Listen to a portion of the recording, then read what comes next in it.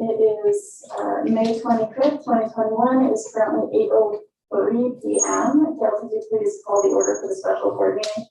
Oh wait, I'm sorry, give me 1 second. Into the virtual location. All right, it's permitted by Governor Briscoe's Executive Orders 2020-07 and 2020-33. The Oak Park River Forest High School Board of Education in Cook County, Illinois is convening a remote special board meeting on May 25th, 2021. Board members, citizens, and staff may participate in the meeting virtually. The state of Illinois continues to operate under disaster declaration related to the COVID-19 worldwide pandemic. The health department continues to advise the community to practice social distancing, wear face masks, and avoid unnecessary contact with others. Based on these current public health concerns, I, Sarah Spivey, as head of the public body, feel we receive a prudent or practical to hold an in-person meeting of the Board of Education on Thursday. I further believe it is neither practical nor prudent for the public to be present at the public body's regular meeting location. And we're going to continue to hold our own meetings with updated practices to comply with Public Act 101-640. It was signed by Governor Briscoe on June 12th of 2020. Would you please call the roll? Mr. Rossi?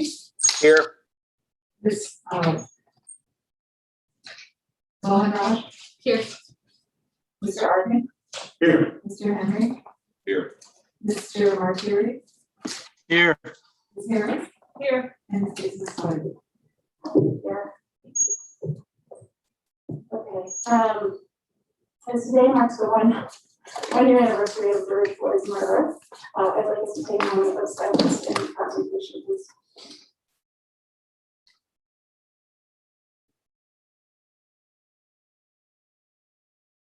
Thank you.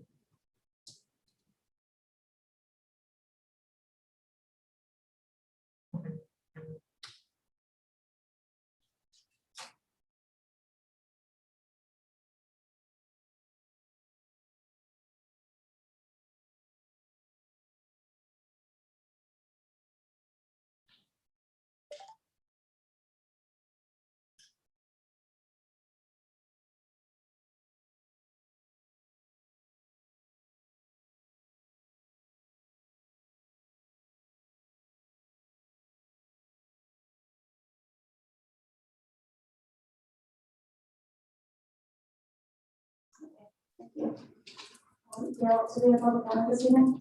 Yes, we do. The first one is from Michael Pearson. Dear Board of Education members, I am the attorney for Royal and ready to ask you to consider working with Royal on its demands relating to your grading policies and practices. Specifically, I want to direct your attention to ISB's own guidance on grading practices for this year at page 97 of its fall 2020 learning recommendations. In that document, ISBE stated that local districts should consider the following as they account for flexible instruction while maintaining best practices for grading. Those practices include flexibility, empathy, and understanding of the students' varying personal situations should be taken into account. Local districts should provide multiple methods of work submission for students to demonstrate learning. In grading, local districts should make sure to take into account that students are receiving different and often reduced levels of support than they are accustomed to. This guidance matches and supports Royal's demands. As such, on behalf of Royal, I ask you to take seriously your demands, that you ensure an equitable outcome this school year, and that you use your substantial discretion under the school code to implement a grading policy for this year that offers alternative methods for students to demonstrate growth and subject mastery, including oral examinations. From Marta Block, I am writing to support of the idea that no student should fail a class this school year. I understand that the board and the administration believe they have put in safety valves to prevent students from failing classes, but as the parent of 2 children, I can say that the way individual teachers carry out these plans varies widely. Any student who is unhappy with the grade this school year should be given a chance to make it up or change it before they graduate. It is simply untrue that all students have equal learning opportunities this year, and no student should have their GPA impacted by the pandemic. My name is Chloe, and I am a senior. My name is Chloe, and I'm a senior at Oak Park River Forest High School. During my senior year, I was hospitalized for mental health reasons. It was a struggle for me emotionally, physically, and mentally to get back on track and finish my school year off successfully. You might look at my grades and say, wow, she succeeded this year. The administration doesn't see the anxiety, the fear of losing myself in my grades, the tears, the struggle to finish one assignment. You don't know the battle of whether I should focus on a project or my mental health. Yes, I did have the capacity and willpower to finish the year strongly, but I'm advocating for those who didn't. The ones who had to get a job because their parents lost their job, the ones who let that one assignment get the best of them, the ones who couldn't get out of bed, the ones who had to watch their younger siblings so that their parents could focus on work, the ones who were traumatized by seeing images of themselves dying daily due to police and gun violence. I am tired of the administration's negligence against students of color during the course of the COVID pandemic. We are in a double pandemic and it should be treated as such. It's not fair that we have to ask the school for empathy and equity during this time of death, gun violence, and police violence. If we are failing, they are failing too. She attached a petition calling for the school board to issue a no-fail policy, issue full credit for the spring 2021 semester. The next one is from Symphony Brittle. I am the adult mentor advisor to Royal. It is disappointing and exhausting to see the administration continually dismiss the lived realities of students of color. Some of you are new to the board and you have the opportunity to establish yourself as truly standing for anti-racist policy. The tired use of hollow equity and excellence promises bureaucratic jargon further harms students collectively advocating for the school to validate their lived experience of the double pandemic of racism and COVID-19. In their memo, the administration claims that they made significant progress towards support. This is a lie. Students are failing, and if they fail, you are failing. The administration should immediately and publicly release the demographic of failing students currently for the fall semester of 2020. They have this data and are not displaying it to you because they know what it will show, a deep racial conspiracy. A high school is choosing to uphold white supremacy while claiming to be equitable. As a parent of a freshman and a senior and a 3-year-old, and I think that it has been a huge struggle for my family to stay above water. Most of our household contracted the virus and we were very sick. We lost family to COVID-19. You all know that Latinx and Black families are the hardest hit. We have to deal with deteriorating mental health issues and both my daughters are in therapy and medication.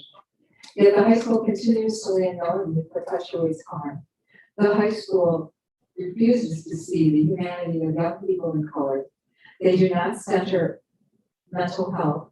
They center rigorous, white supremacist structures of hollow schooling that they claim are necessary to succeed in society. The high school claims to know what equity and anti-racist means, but in actuality, they don't.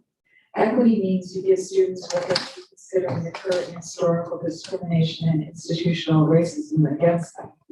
This would mean you unapologetically and immensely resource students of color beyond their white peers.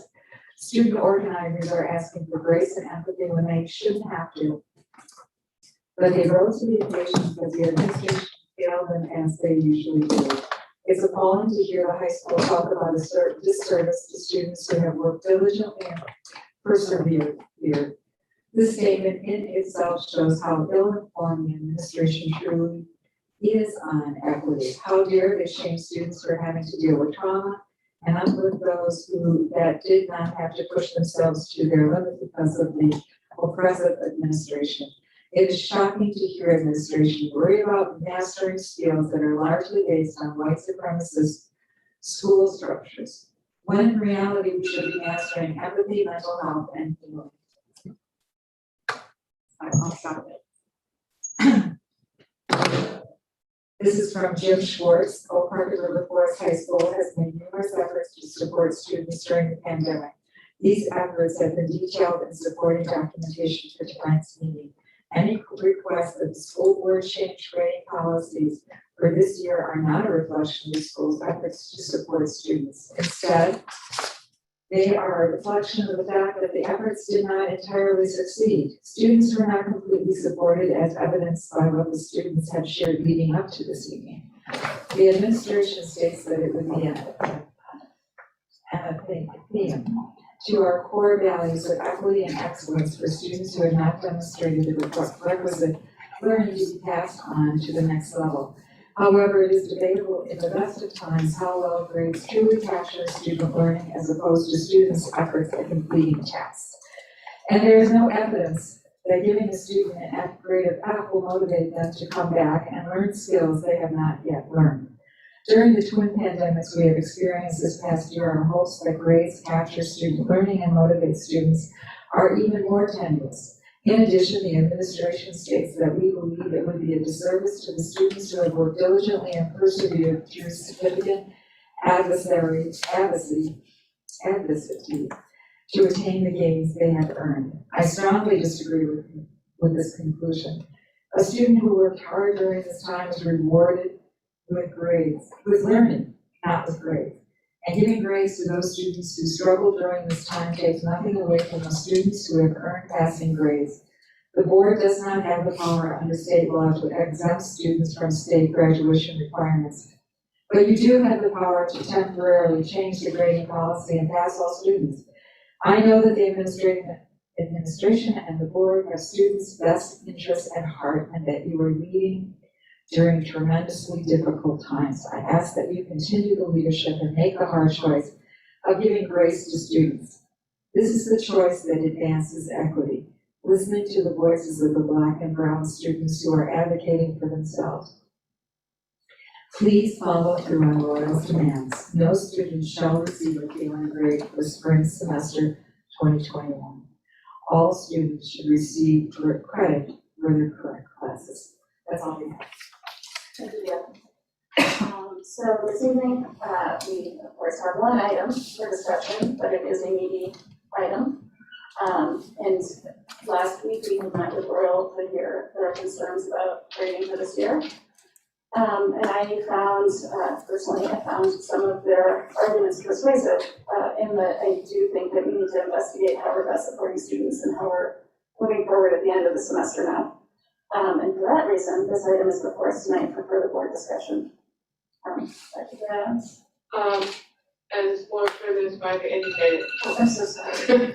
on May 12th, we received an email from members of Royal Revolutionary Oak Park Youth Action Team. During that time, they met with myself, this board president Spivey, board member Gina Harris, and Mr. Greg Johnson and Dr. Lloyd Fiorenza. Their asks include the following. No student shall receive a failing grade for second semester 2021. All students should receive credit for their current classes second semester 2021. Students should have the option to opt out of grade-based assessments. All seniors should graduate despite their grades unless they choose to stay. In addition, we should provide students in need with a bridge cash stipend pandemic assistance with open applications. OPR FHS shall work with Royal as a student community partner. Royal shall be given the power to implement recommendations and hold OPR FHSS accountable for learning through COVID-19 pandemic and U.S. racial violence pandemic. We should center and prioritize mental health and healing for the remainder of this semester and for the first semester of the 2021-22 school year. Students must gain credit by taking part in mental health and healing activities, and AV schedules should be retained for in-person classes for first semester 2021. Those are their demands tonight.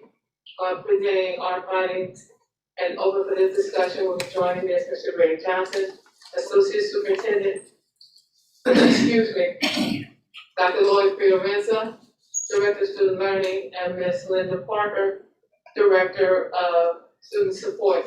I do want to add that there was a change to one of the options that the board was given, and per the advice of our legal counsel, we would have been violating ISB's credit requirement for graduation, and so we did remove that option.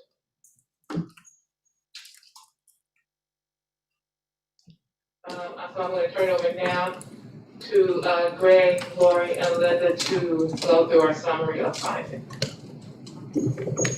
Okay, just to briefly go over what is in our board memo here. We have listed out a variety of different interventions and methods of support that our teachers and our support staff, our administration, counselors, and so on have engaged in throughout the entire semester. In this, I won't read this point by point. I know the board and the community has this in front of them. But I do want to highlight that this ranges all the way from flexibility as far as due dates of assignments to go and all the work that our teachers have put in to provide a quality education to our students throughout this past semester, to various types of in-person and remote tutoring that we have offered, as well as a variety of outreach mechanisms that we have put in place with our deans and a bunch of teachers and administrators throughout the school who have volunteered to reach out to students who have really struggled with both attendance and grades throughout the semester. But you can take a look at the rest of the options that are in there.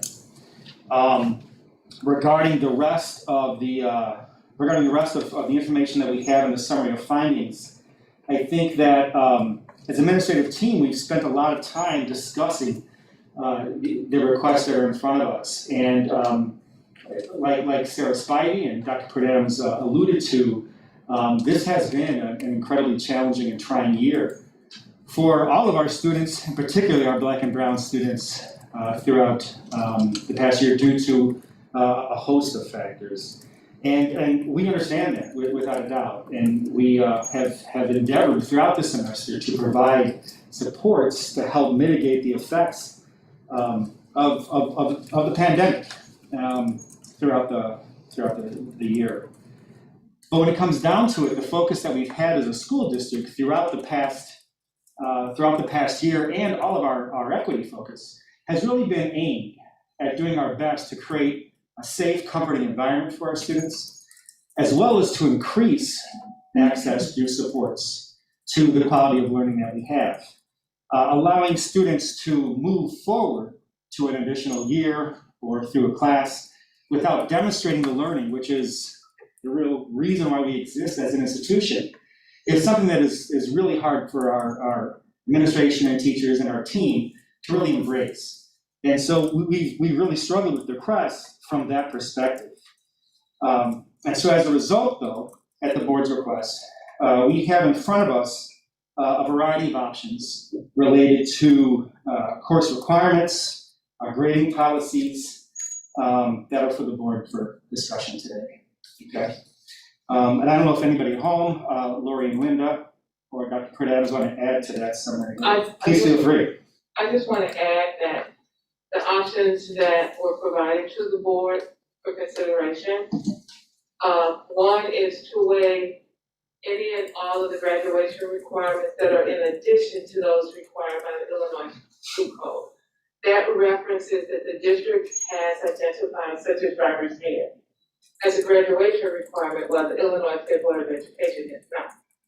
The one that we took out was tied to graduation credits, period. The district does not have the legal authority to grant credit for any course that is an ISB required graduation course. And that is, we talked to legal and we heard from ISB. Last year, ISB waived certain graduation requirements due to the pandemic. This year, they did not. And so ISB is not waiving any of the required graduation courses. But the board does have the latitude to change the requirement on the courses that we have put into place. I do want to say that does not mean that will absolve all of the deficiencies that some students may have, if that is the path that the board chooses. The board also has the right to identify the students within that group, should you choose to do so, that will receive that. So then it says, students who have not completed them are completing for successful graduation. The other choice you have is to waive summer school. The other option you have is to waive the summer school fees for students. The other change that was there, it said, should a student choose not to graduate, that's not an option. That if the student had the the piece that was taken out read that a student should have the option to opt out of graduating to raise their grade. That does not change the credit.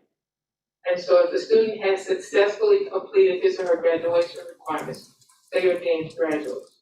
There's a part in the graduation statement where we have to certify that all graduating seniors have met the requirements of the state of Illinois' graduation requirements. So that's what's the changes to the option. The other option the board has is to leave things as they are. So I just want to be clear on the options that you have that are up for discussion tonight. And then Dr. Fiorenza or Ms. Parker have nothing to add. We are ready to go open for discussion.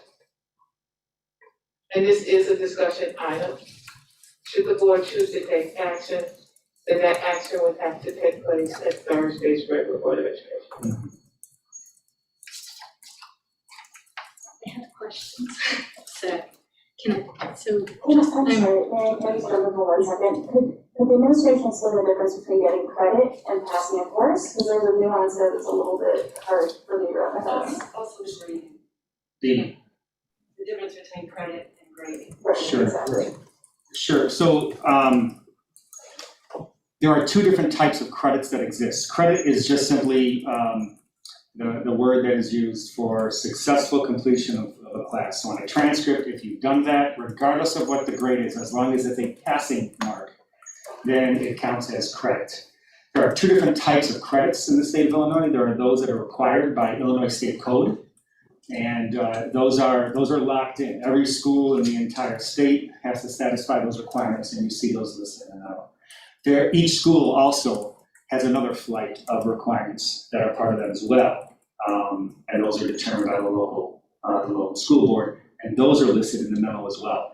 So as students, again, successfully kind of pass those classes, they receive credit for those classes, and it's the accumulation of those credits that make students eligible for graduation, okay? That has nothing to say with what the actual grades are, just as long as they hit that threshold of passing that class, okay? So I hope that adds clarity. And then the second question was about, specifically about grading and how that differs from that. And so grading is a process that is the domain of our teachers in the classroom that they, in the spaces that they work with their students in. So that is determined by how students move towards mastery of the understanding, skills, concepts that are required for the curriculum for that class.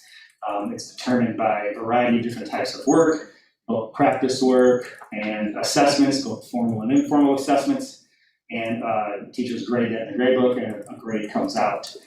So again, it's a difference between what happens within the classroom with the teacher grading, then the products of that, once that's done, determine kind of behind the scenes in the school-wide system the array of credits that our students earn, okay?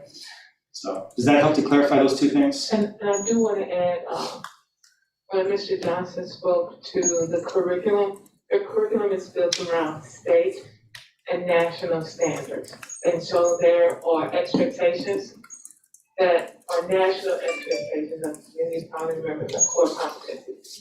So that's what the curriculum is built around, and so that's what the assessment of the grades towards mastery are built around. Marianne, would you have additional questions? I do, and I'm just gonna talk about, this is, so at I'm sorry, USC, Marianne, I'm in the room with you and I'm still struggling. Can you please be louder? yes, It's Wait. I have a hearing deficiency for the record Is that, it green? I'm sure. Maybe- it's what it is. actually, I think my light is out. Yep, it is. Here, give me this mic for now. Sorry.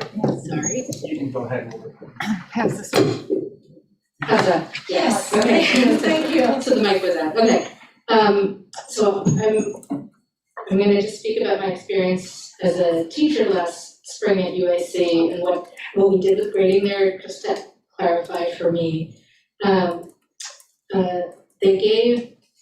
think the administration wanted to preserve faculty autonomy and expertise, and so faculty gave grades as usual. So they gave A, B, C, D, F grades.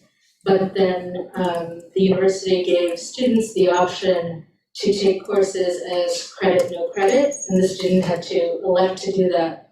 And then the university converted all Ds to credit and all Fs to no credit. And so my question is whether at the high school level, whether we have the option to do that kind of thing, or if that's not allowed by SB regulations. So I'll speak to last year, and then Greg, if you or Linda or Lord want to speak to the NC grade and so forth. So last year, and this is for our new board members, last year ISB waived certain graduation required courses.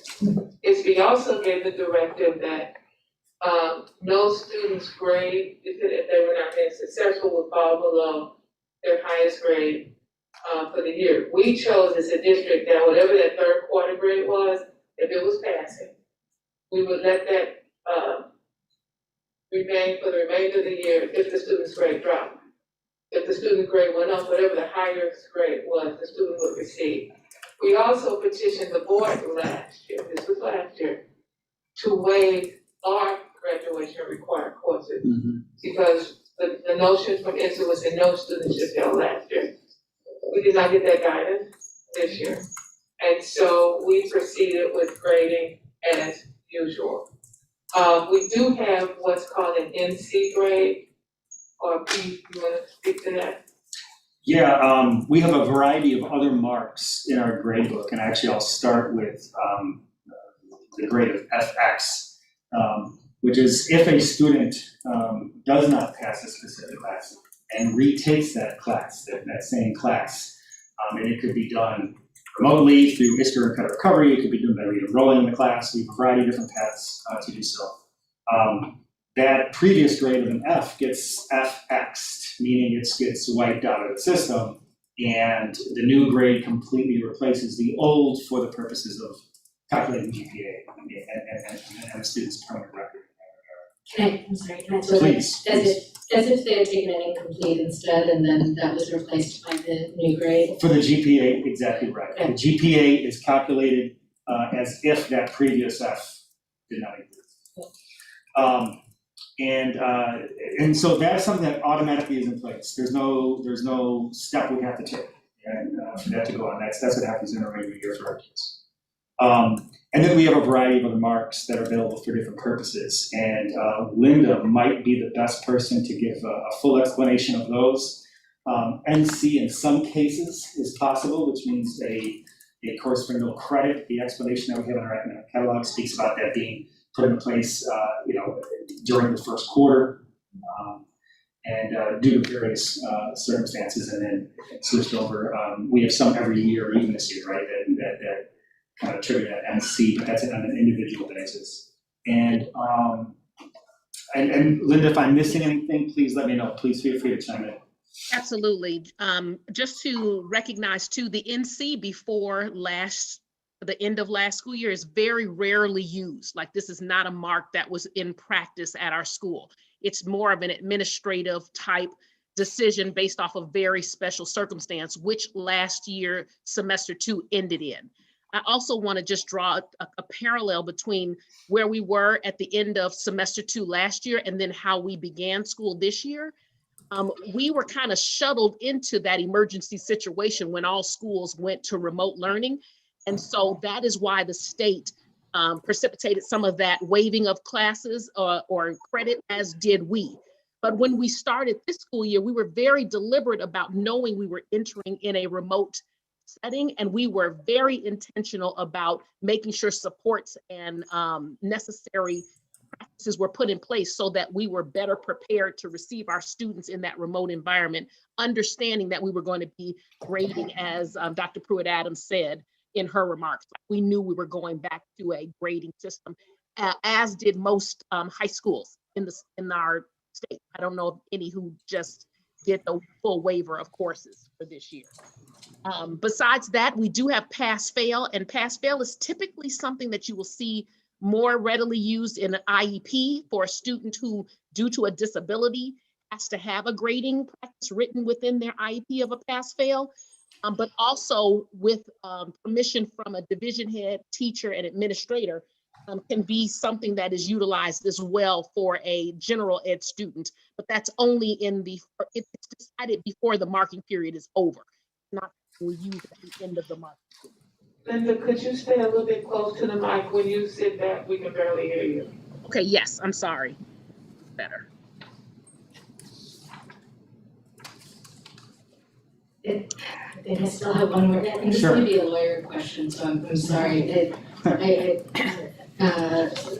guess I still am not clear on whether this administration has, for example, the latitude to take a teacher's F and decide that F is going to be a credit.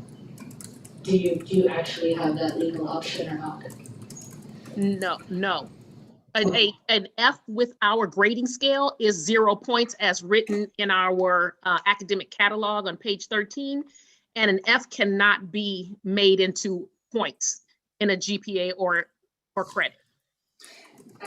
The only thing I'll add to that though is if there, and this may not be the answer to your question, but it's probably answer a parallel one in some ways. There could be a discrepancy, an error, a problem. There could be something that we can cover through investigation where we realize, no, okay, something needs to change as a result of this. Your question I took is a little bit more kind of blanket, right?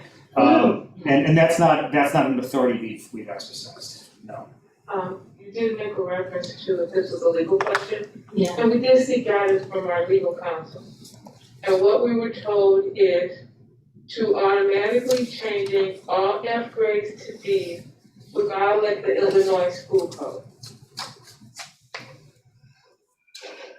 Now, they did go on to say that under section 10-20.9A, it gives the board discretion that it could establish a grading policy that does not use failing, but that would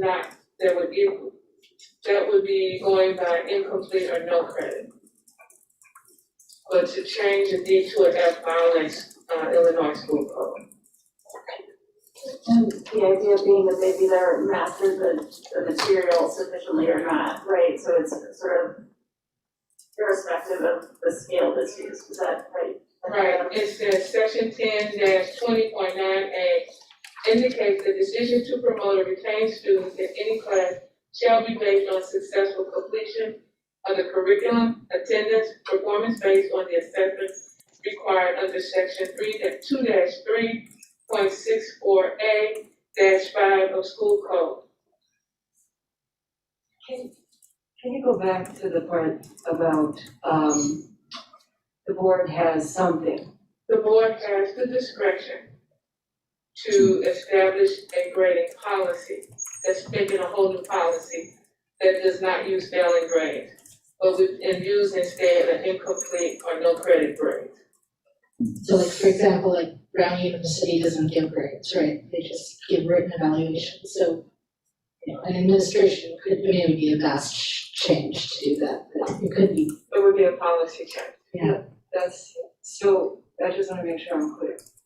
So we have within our purview to make a policy that would change the grade, but it could only be changed to an incomplete. Is that you could change a grading policy that would do away with failing grades and instead use an incomplete or no credit.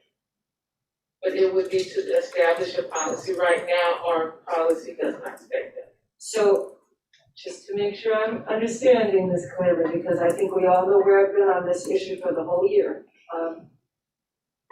Our only option is if we establish a grading policy as a board that would eliminate X, but the only thing that we could replace it with would be an incomplete or no credits. That is what I am looking at. So, but the board also has the option to waive, as we said earlier, what the board has deemed as a graduation requirement. You can waive that. You can't waive the ISB, and this is tied to ISB credit. You cannot change a D to an F. So are I mean, there, an F to a C. so there are two things that we could do then. We could waive our local graduation requirements, and then we could change the grading policy so that they would be incompletes or no credit. The issue with policy, if you go to the appropriate policy procedure, it would not be in place for this period. For this time. For this time. There's no way to Because there, say like if we do emergency it, authorization, disaster authorization, like there's there's nothing like that. if we did not get information on the disaster proclamation, the reason I say that is last year, under the disaster proclamation of the governor, we were given specific directions as superintendents on what to waive and what not to waive. ISB has been clear with us this year that they are not doing that. So there is no disaster proclamation to address that. Right. So I have, you guys hear me? It's a little bit. Is your mic on? Looks fantastic. Is it green? It's green, but there's no. How's that? So I guess the question, I may have a series of questions. So from fall of last year, in the spring semester came, the grade dropped a little bit, maintained the grade they had previous semester report. That was last school year. That's right, last school year, right? Right, Okay. and that was per ISB side. Right, okay. So I guess what I'm not quite understanding is if we're here now on graduations this weekend, were students in danger of failing in the fall? Every year we have some students in danger of failing. Well, meaning, if that was an issue then in this particular spring, was it identified and were we actually, okay, honestly, I mean, each teacher was different. Was there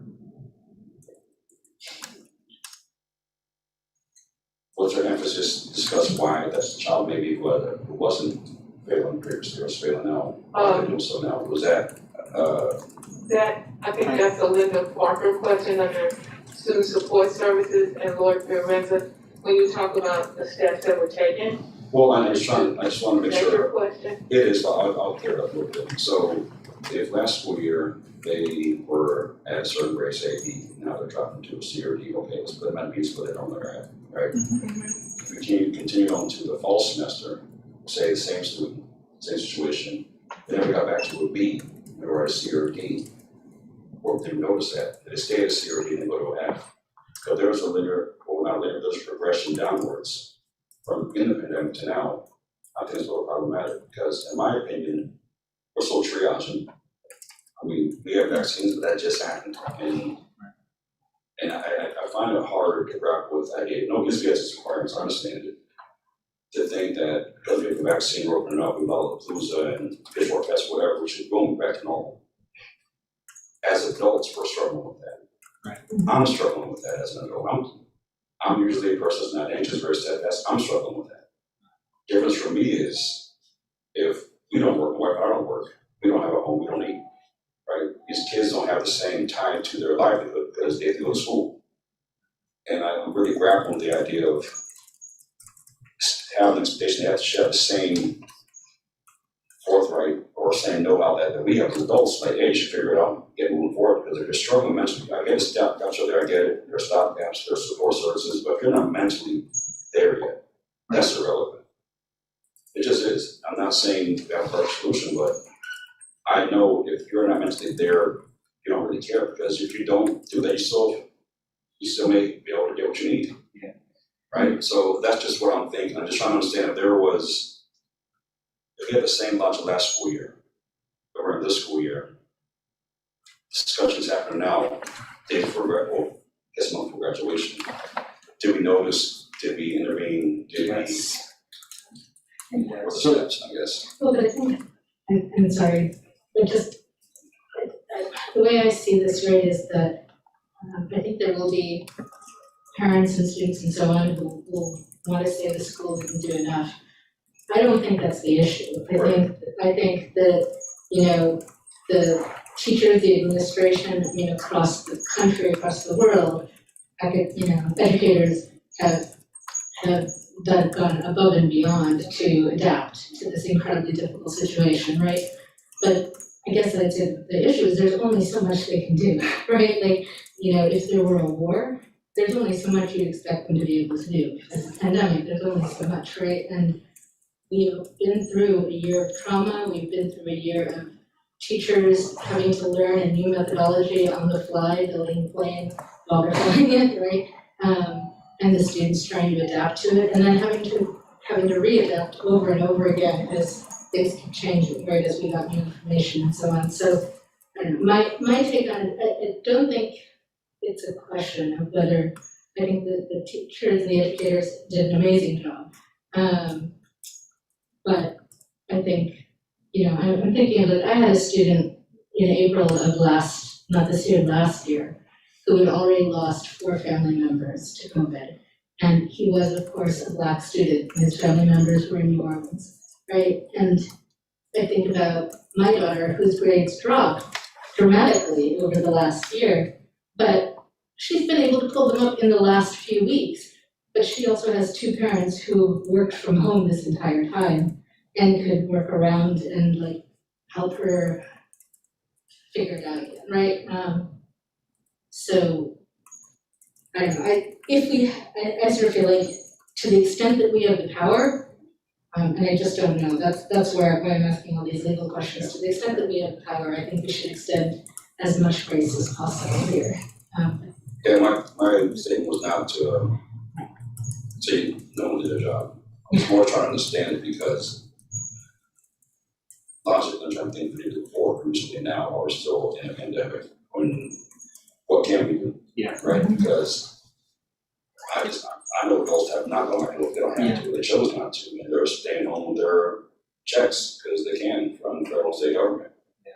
If I could just, I'm sorry, if I could also add to, a lot of modifications were made to the running of school in order to be sensitive to the fact that we were in a pandemic. So where we're usually a 1 through 8 school day, period wise, we only did half of our periods because we were sensitive to the fact that students couldn't handle that level of intensity sitting at home dealing with all other things. So there were a lot of modifications made going into the whole running this remote so that we could alleviate whatever we could, knowing that we couldn't take away all of it, but making sure that we were doing our very best to be sensitive to the changing of conditions within people's homes, within their livelihoods and all of that, to the extent that we could, and to still be an institution concerned with their learning as well. So. To add, just really quickly, to add to your statement about kind of how we respond, I think it's a fair point. I appreciate you pointing out that, both of you pointing out that you recognize it, and I saw heads nodding that the school has done a lot of good work, and I think our teachers really appreciate that, and it's good to hear. So thank you for filling that out there so we're on that ground. But we have really thrown as many resources as we possibly can, and let's start just with our senior class right now. Okay, we have right now well over 800 students who are on pace to graduate coming later this week, and we've been tracking the progress towards graduation for those required credits by tracking what their grades are throughout the semester. As of right now, it looks like we're in the area. Today was the day that grades were due. I mean, this is how live and present this conversation is, okay? So, but we have right now, it's like 34 students from this graduating class who, aren't on pace to graduate at the end of this week. Some of those students, for a variety of reasons, for a host of reasons, may not have had enough credits coming into the year, right? So I mean, there are all sorts of individual situations, pre-pandemic, separate pandemic, that always go on in the year. 5 of those students, though, we're scheduled to move on in our site program, for subsequent years of school. So that brings that number to 29 is the context that we have right now. And then again, those are, you couldn't get any fresher live numbers for where we at. But that illustrates a little bit of kind of what we've done and how we've kind of circled around those kids. When you put that in the context of over 800, you're talking about, I mean, this is no official stat. Graduation rates are calculated in complex ways. But you're talking about, clearly less than 5%, 4% of the graduating class that we're talking about here, all of whom we would throw as many resources as we can during the summer to get those credits made up, to graduate with their class as class of 21 graduates, by the time we're able to bring that data to the board in early fall, late summer. So that's one bit of information. The other thing that I'll just share out, the information for our 9 through 11 students. Obviously, it's a different approach because it's a very different scenario for those kids. You know what, I want to do one little thing, context too, not a little thing, but those are 29 human beings. I mean, while I illustrate that's a small percentage of the whole, no claims about those 21 students. We certainly have work to do there as a school. Regarding our 9th through 11th graders, we are tracking that and monitoring those as heavily as we possibly can as well. That is, after all, in contrast to what we had first semester, that is the purpose of the Bridge Week that we are in right now. And Bridge Week means different things in different classes based off of the type of work, based off of the type of assessments, based off of the type of projects that students engage in. There is no cookie cutter boom. This is what Bridge Week means in all classes. And I think that's really important to point out because as a father of 2 sons in this school right now, I have seen different approaches to Bridge Week. Sometimes, I mean, in my own house, I see homework can be made up for some classes, just period, right? In other cases, it's no, there's an extra assignment or 2 we're going to give you to help prove that you understand concepts and you're obtaining mastery of this material prior to tests. Or we're going to say these 2 tests, these quizzes, these major assessments, you can redo, right? We're going to allow you to reassess on these things. So there are different approaches that different classes take and based off of the nature of that class. And so that hasn't been a cookie cutter model, but it is absolutely something that all of our teachers have engaged in. That was an expectation that we put out there. This Bridge Week is there for those types of supports. We have seen in a regular school year, and last spring is an anomaly even from this year in a variety of ways, but in a regular school year, we always see a significant increase in the number of students that we're tracking who passed classes, who, just a few weeks earlier were struggling because of these efforts in a regular school year. First semester, this past school year, we saw a huge increase as well, and we anticipate that exact same shift here because our teachers and our students are engaging to pull as much as they can out of this semester. We also, and I know you've illustrated before, right? I mean, you mentioned before that we're working, but it's good for folks to hear, I hope, that the approach that we have towards credit recovery in summer school is also one that we have expanded significantly, as much as we possibly can, because we know that that's a critical need. But a key last point that I want to make, and it's a reiteration of a point I made previously, this has affected a lot of students in a variety of ways. We have leaned towards kids who are seniors to say, all right, good, let's do everything we can to get this diploma in your hands right now. And then for kids who are going to be with us, these 9 through 11 kids, we are erring on the side of the learning. We are saying the learning really, really matters. Kids are taking the next step in these courses next year. Kids are engaged in a variety of electives that they will have access to as a result of the classes that they're taking right now. And so because we have this other year with these students, we're saying let's lean towards this learning and let's try to engage these kids in this credit recovery, maximize the access to classes next school year for these students, and keep them on pace to graduate. I mean, that is the focus. The 4-year graduation for our students is where we're going, but erring on the side of learning for 9 through 11, and not that we didn't do that with 12, but 9 through 11 is a different scenario that I just wanted to point out. Thank you. Greg, can I ask a quick question? Yeah. It's Mark Thierry. You threw out the number of 29 students that are currently at risk of not graduating. How does that compare to let's say the 5-year average before the pandemic hit? Yeah, you know what, actually, Linda, if you have that up right now, you might be able to speak to that. At least, what I can tell you right now, Ralph, is how that compares to our last pre-pandemic year, right, in the spring of 2019. We have that right there, Linda, if you have that. Otherwise, if you give me a second, Ralph, I can pull it up for Yeah, you, okay? you had 162 noted for That the we were spring of tracking. the last year that you were tracking, but I don't know how many ended up not actually graduating. Yeah, I can get that for us in this Sorry conversation. about that. Yeah, I don't have that up right here. I think the only students who didn't graduate in the spring of 20 were those who were already behind pre-pandemic. If you're speaking to 2019, that's what they're looking at.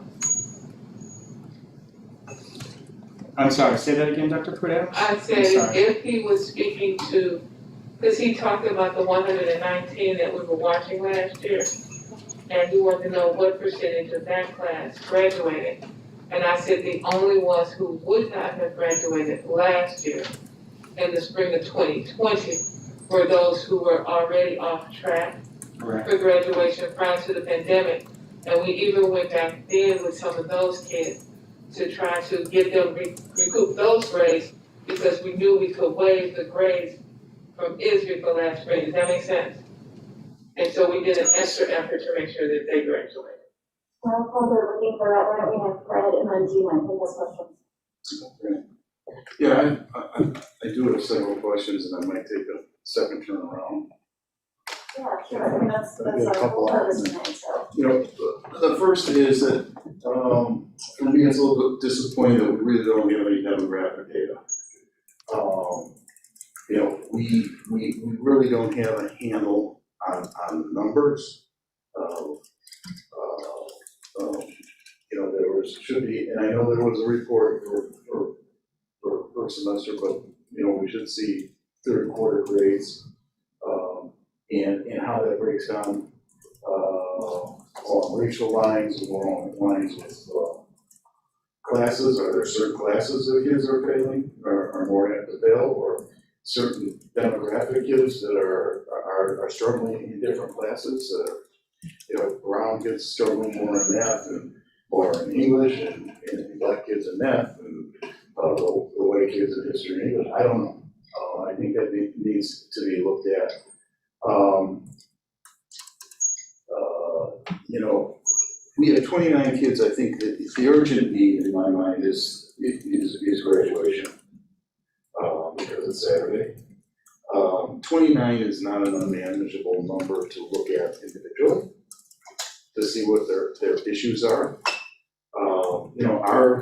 You know, if 29 of these 29 kids, something can happen where whether it's us waiving a certain class, and they can get their graduation, you know, so my question is, with these 29 classes, 29 kids, can we drill down individually, find out where they're at? Now, there may be some that are failing classes, ISPE classes, that we can't do anything about, all right? But it also may be that there is something we could do. And, you know, we can also look at the causes, you know, of these 29 kids, you know. You know, one child may have had substantial effects from COVID, where they may have family members, they may have had it, et cetera. So I think that, I mean, 29 is not nearly the number that I thought it would be. Okay. And the other question I would have is, you know, I like the idea of incomplete, okay, and a grace period. I don't know what we can do there, and that would be not just for seniors, but for other students as well. You know, everybody knows I work directly with kids. In the last week, I sat in two athletic study tables with students, monitoring them. And I know the struggles that they've had. And I've talked to some of the parents, And I know, especially early on, there were issues, and there could be equity issues, and we're not hearing about the equity portion of this. Okay, surprised LeVar isn't here to speak a little bit. You know, there were some that got behind because they didn't have proper internet until they got their hotspots. And, you know, once you get behind, it's a snowball rolling downhill for kids. Once they get behind, and then they get frustrated, and then they give up. You know, also there's, you know, some inaccuracies sometimes in absences because internet wasn't working right or was down for a short period of time. Those kind of things. So I think those issues should be, you know, we need to look at this. I mean, I know we have to do a post-mortem on the pandemic. And hopefully we're coming to an end, and I know it's not gonna be a turn on the faucet, it's gonna be a glide path, and I've said that before, it's not gonna be a crash landing. But I would like to know is, because I know it's happened in colleges, is it possible for a kid, one of these 29 kids, if he needs to do his credit recovery over the summer, can he walk in our ceremony? And not get a diploma and not be graduated until, actually technically graduated until end of summer, I think, sometime, I don't remember correctly. And then also, what can we do in terms of quote incompletes and grace period? Can I just say that I raised the incomplete question, so I'll just note, having given some of them, we generally try not to, because odds are the student will not come back and finish, right? So be aware of that, is that, I would say I've probably, given students the option of incomplete, but I'd say 25% of the time they actually come back and finish, which is not to say not to do it, I just This might be a different circumstance. Yeah. If I could just give some Linda, insight, give me 1 second, Linda, to answer Ralph's question earlier. Yep. The fall of the spring of 2019, there were 62 students who were in that situation that didn't have, compared to the 29 that we said earlier. And I will say that the spring of 2019 led to a graduation rate for us of 91%, which over the past 5 years is actually the lowest graduation rate that we've had within that span, 91%, compared to the state average of 86, which is also on par with the lowest for the state in that same string. So 62 is probably right about the high end of what we've had throughout that 5-year span, and so that helps give some context with it. And Greg, if I could just follow up quickly on that, because I appreciate that. And Linda, you really do need to talk because you have more valuable information than my questions. So I'm sorry for cutting you off. No. But I just want to get to the significance of that, Greg. So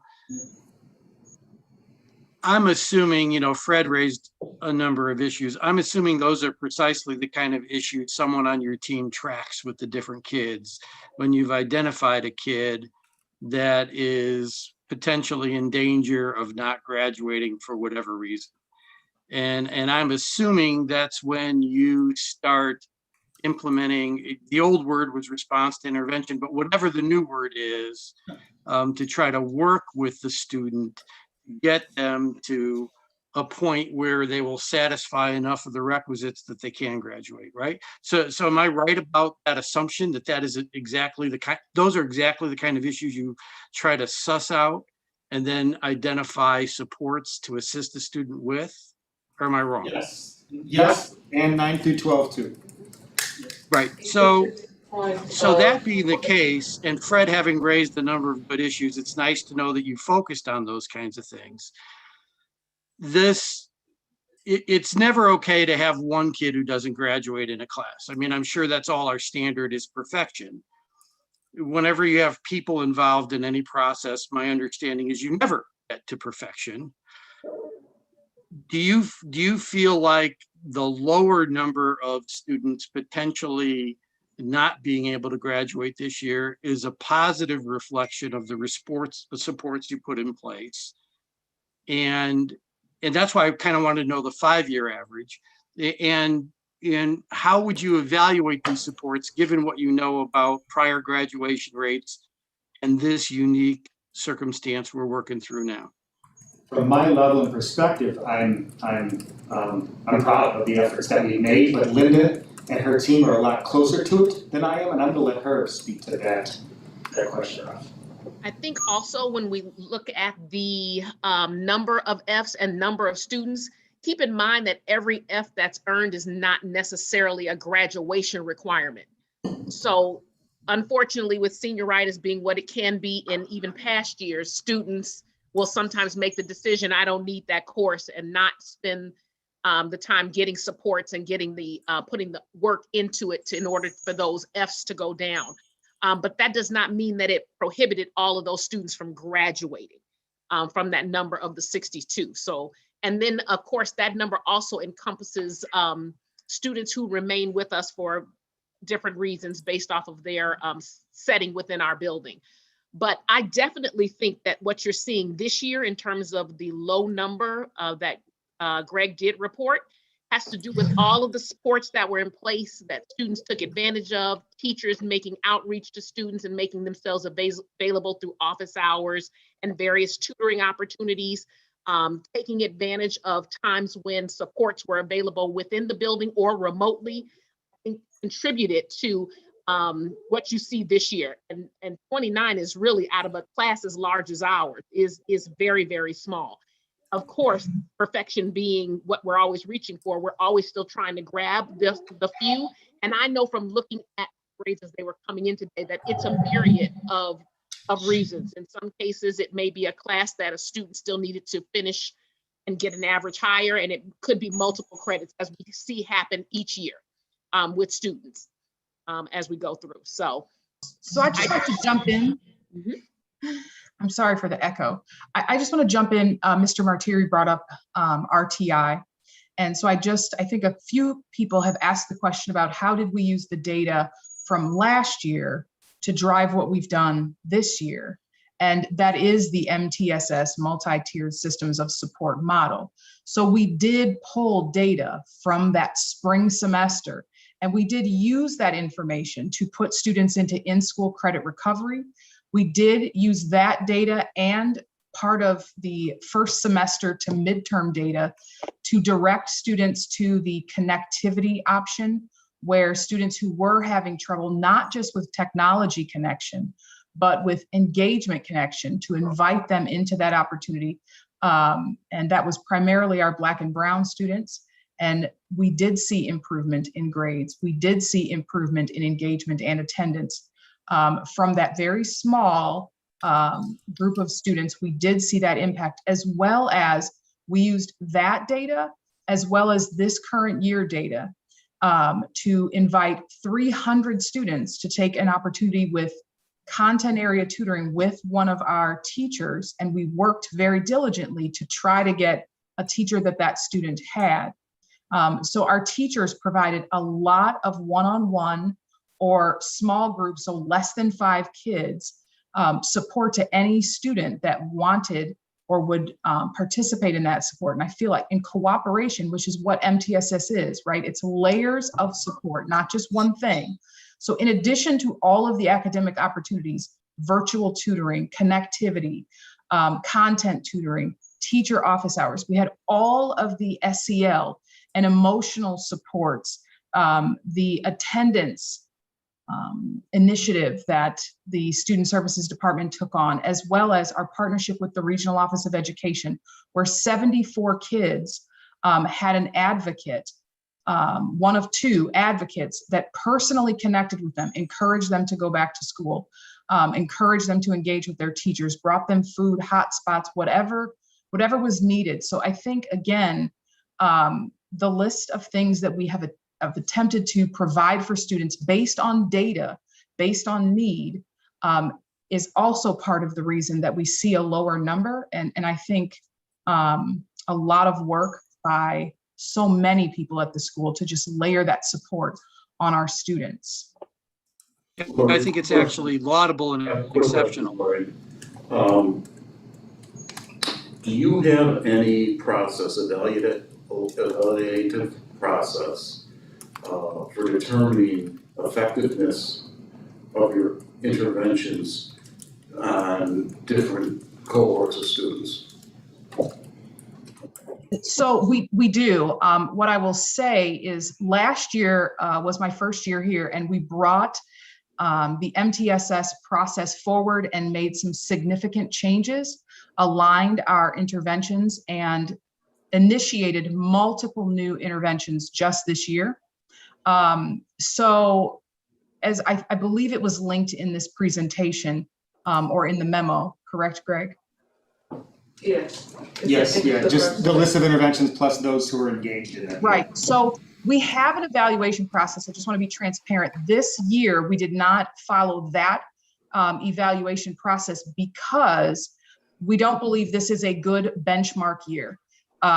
We were in the middle of a pandemic. These were brand new interventions that we were trying. So what I have for you is updates on some highlights, some key data. The demographics is in there. However, a true evaluation with metrics and indicators of success is not as tight as it would have been in a non-pandemic year. So we will do that moving forward. Absolutely. I do want to add that coming up soon, there will be an MTSS report on academics. Yeah, I'd like to keep us focused narrowly tonight, just in the interest of our seniors who are graduating in like 3 days, to make sure that we are able to kind of reach a point of having recommendations from us for Thursday. So if I know the administration will come forward probably in the fall with all of the data and all of the things. But so for tonight, we could just focus a little bit more narrowly. Tom, you have not had a chance to talk. Could I? And then I'll wait till Tom hasn't Oh, I'm spoken yet. sorry, Gina. That's okay. It's okay, they You looked still around around. me and then yeah, I know who else is, no I'm kidding. So I'll wait till And I Tom has not spoken. I was just going to say too, and when you have a chance to, I would like to answer Mr. Arkin's question about the incompletes. Why don't we, let's just, can we please, I'm confused, can we, Tom? Will we Tom, then Gina? I would allow Linda to answer just to keep the flow good. I can sit for a second. Thank you. Just very quickly, the incomplete tends to happen as like a stopgap. If you can imagine that incompletes, as written in our catalog, gives the student 9 weeks in the next semester to complete what's necessary to resolve that grade into what we always hope is a passing grade.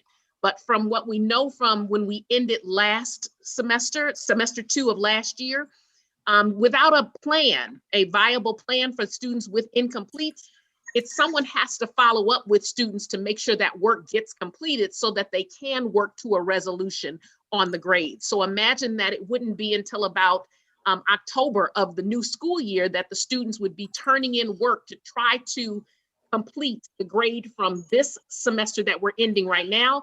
That's on top of the new work that they're receiving coming back from a pandemic into the school year. So it's not as simple as it may sound, just because they don't have any instruction that's supporting those efforts to get work completed and turned into their last year teacher while keeping up with the work that they're doing for the current school year.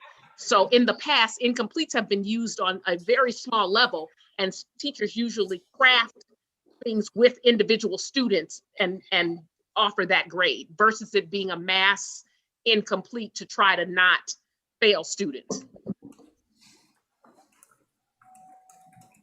Thank you. And Tom? Sure. So I appreciate all the efforts being put forth in terms of trying to help our students. We know these are not normal times. There is feedback that it's not working for everyone. And I think we know that's the case. And we hear that.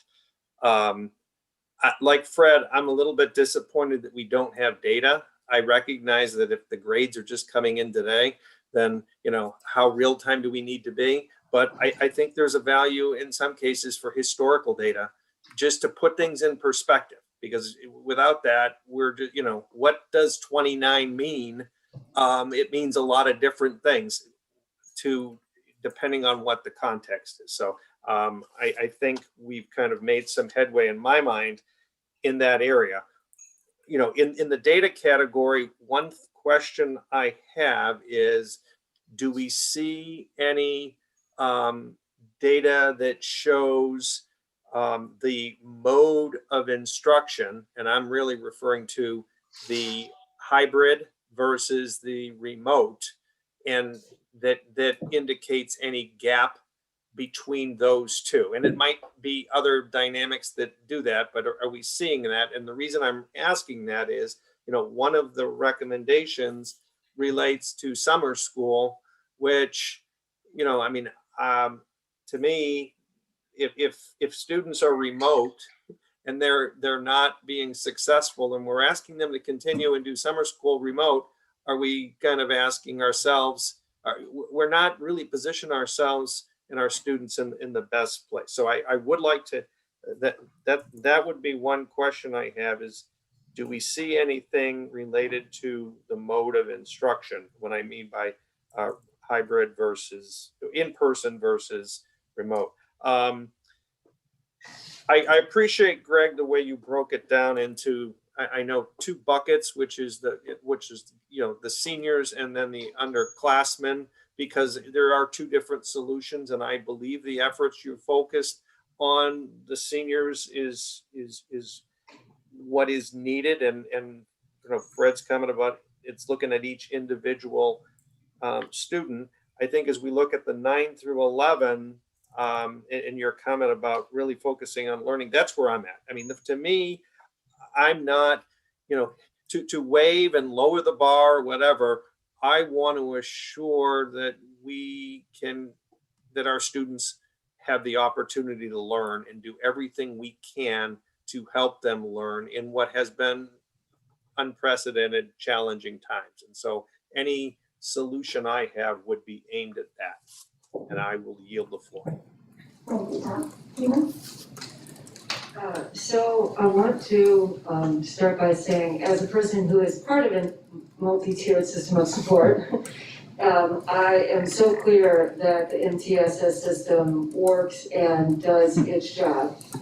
And also aware of how things students also, having that completely in place, students still could not be able to achieve during the pandemic when they're traumatized. My concern is that, I had a question about the 29, because there's something that you said, Greg, that I need clarity about. The 29, is it possible for those 29 to graduate if they complete summer school, all 29 of them, or is there just a smaller group subset? Great question. There are, actually, I probably need a tighter analysis than what I have in front of me. It is split, I believe. It is. Yes, it is split. I don't There know are where some, it's split, yeah. yeah, there are some students who may need 1 or 2 credits, but there are also some students who were significantly behind already, as we've had in past years, so they would not be able to complete over the summer. So the students that are significantly behind, removing them because they would have been behind pre-pandemic? Correct? So removing those students, I am concerned that we don't have an evaluative way to determine the level of trauma a student may have experienced that would prevent them from completing schoolwork. As I've said, this whole school year, we're in a pandemic and people are not functioning. And like as adults, we know what pandemic brain is when we're trying to teach or lead or do any of the things that we're doing. And our own functional level has been minimized because of this on a daily basis, not even talking about long term. But there's no, if we can't find a way to support our students without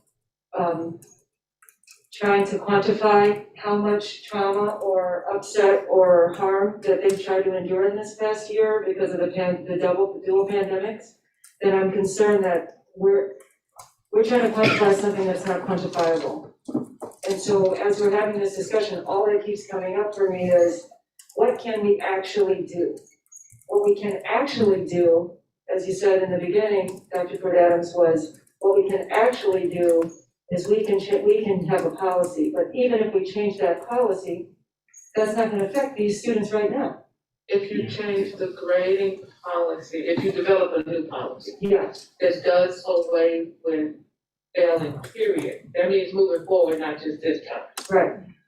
That, if we go through the policy process, it won't be done in time to do what needs to happen on Saturday. That's what I was saying. Okay, so what can we do for this group of 29 students who we do not have the ability, as from my perspective, we do not have the ability to determine their reasoning for lack of success. The MTS system aside, I do understand that you have an MTS system that has probably communicated with families, and some of them you may be able to identify. But there may be students who absolutely did not show up at all because they did not have the ability to do that, because they have been experiencing trauma that we don't understand.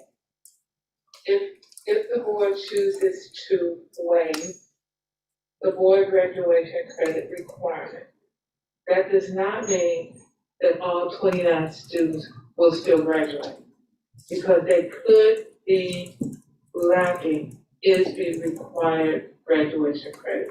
And I want to say that because whatever the board decides at the end of the day may not still do exactly what you want to do if it's all seniors. How do we find that out?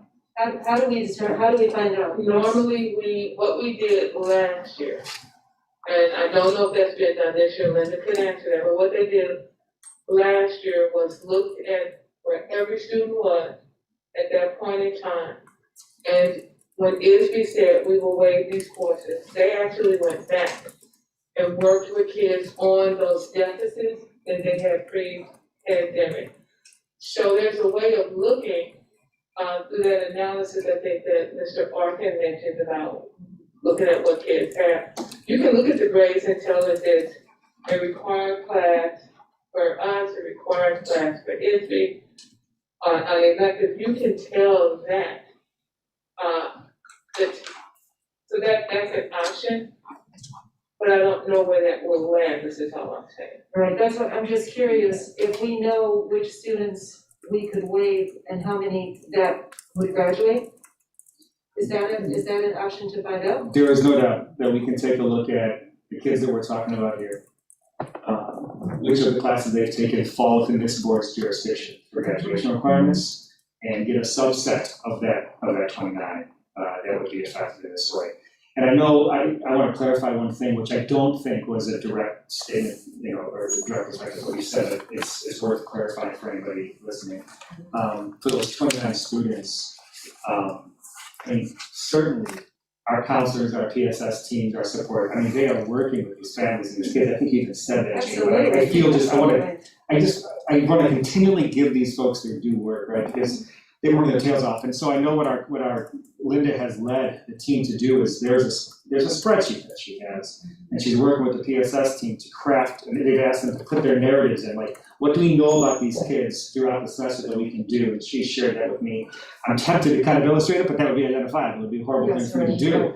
But I just want to illustrate that we are not only having those implications, those conversations individually, but we are looking at the net effect of that stuff systemically when we're looking at all in one place. But we're still not touching everybody. I mean, we know it's not perfect, Well, but the idea that those 29 students have had outreach through the MTSS system is absolutely true. Absolutely. But I do want to say, in conjunction with what Greg is saying, the efforts that we're taking did not just start now. Right. There have been many years, Greg will attest to, that the night before graduation, we are on the phone talking about what individual kids need to graduate. There was one graduation, we sent somebody to a home of a kid and said, "They're gonna come on." So I don't want you to think that we just stop when we get the list, we don't. Correct. We continually, with Linda's group, the counselors, the social workers, even the teachers are continuously trying to see what can be done. The 29, as they said, grades are coming in today. You know what, I also want to throw a little bit of realism out there, just because of where we are timeline-wise. Our graduation program, it needs to be printed, right? And so that's, today's deadline is what it is, 3 o'clock today, right, to get the compile the information, because we have to send that thing to the printer. And so, just so we have, so whatever actions we may or may not take, that document is what it is. I just want to make that clear. So, I will add to that though too. If I could just plant a seed as well. Oh, sorry. I was gonna say, when we find a kid at that last minute, we then go back and print program For them individually, yeah. And so, Linda? I was just going to plant a seed as well, just to what Gina Harris was saying and what you just said, Dr. Pruitt-Adams, was this year, the pandemic is the trauma that we know, but every year there is something that is impacting a group of our students that always is going to need attention. And so this year we know about the pandemic, so it's in front of us. And so that's what we want to address. But some students actually thrived in this situation because they learn better this way. There are some students, our traditional learning environment is very prohibitive for them. And so the number just changes in terms of how the trauma, or what the trauma is, and we just may not know that. But every year we could have this conversation about who is being impacted by trauma that is affecting their academic performance. So it's something to just keep in mind. We created a trauma. There's a position now that we didn't have before as part of your TSS system that is also an additional support for, right? So Correct. Mm-hmm. So I applaud the work that's been done. I'm not saying that is not the case. So please do not take this the wrong way. But just as I've said all year, I just want to reiterate, it's a pandemic. These are extenuating circumstances, and I understand ISB's piece is what it is, but what we can do, I feel we need to do. So yeah, and to piggyback off of Gina's point, I would like for us to kind of begin honing in on some action items and developing a plan for how we want to approach this so that we can actually get to that point before Thursday, so that we know what we're gonna vote on, right? So as people are sort of like giving their comments, thank you, Gina. If we could kind of articulate where we're landing, that would be helpful. Well, it seems to me we only have one option, because we've changed the grading policy won't affect this group of students, this class. It would be to waive non-disciplinary requirements, correct? Is that what I'm understanding? Yeah. The only option we have to be any kind of effect for this current graduating class of students would be waiving ISB requirements for non-ISB requirements for graduation, correct? That's right. Yeah. So regardless of the data shows, that's all we can do legally, correct? Well, I'm not sure. I'm going based on what the data have been given, so whether that's true or not, I just want to make sure that's what you presented. We also have the option of waiving summer school fees for those students who, but they can't. Any student who is not successful has the latitude to attend. For every class, no matter what it is. Well, there's only so many classes that Exactly, can take that's summer. what I'm saying, so. I mean, the number, so you want to answer the summer school question, right? I'm not sure, I know exactly what the summer school is, how many? Well, could I you- guess- yeah, sorry. Well, if they pass certain class not offered, they didn't pass it now, and the class they need to pass is not offered in the summer, that's not a solution, right? Yes, however, there are two different types of ways students can engage in summer school. One is through kind of what I think your question implies, a traditional class, which would be remote, as Tom pointed out, but still would be a traditional class in the sense that it's 25 kids, one teacher, and so on and so forth. We also have a credit recovery model that uses a program called Edgenuity. It's a computer-based Edgenuity model where the standards in those classes that are online are aligned to their appropriate class within the school, and kids can take that class, take multiple classes during the summer for that credit recovery purpose. And we've kind of streamlined that whole process to make that a little bit more accessible to our kids during the summer for how we're handling the pre-assessments within this. So it's not as clean as you think. Like, okay, well, in a regular summer school, you got 3 times during the day where you can take a class. The maximum class you can take in the summer school, 3. Not true. with the ingenuity, double is possible, or even more than that, in some situations, depending on where kids are. So one last clarifying question, then I'll Mary Ann to get her report. So we could do two things. We could waive non-ISB requirements. Yep. And then waive subsidial fees.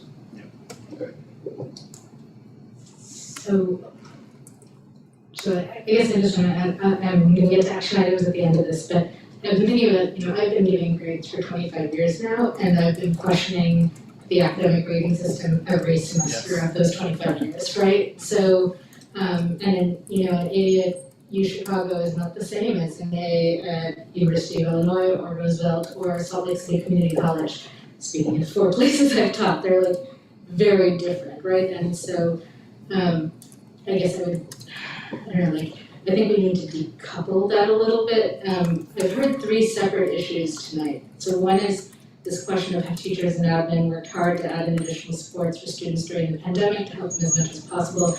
Obviously, yes, they worked incredibly hard, accomplished a tremendous amount, but nonetheless, some students are clearly still seeing effects specifically from the pandemic. And I really want to acknowledge what you say, Linda, about every year there are individual students who are experiencing trauma. I think that's incredibly important for us to keep in mind.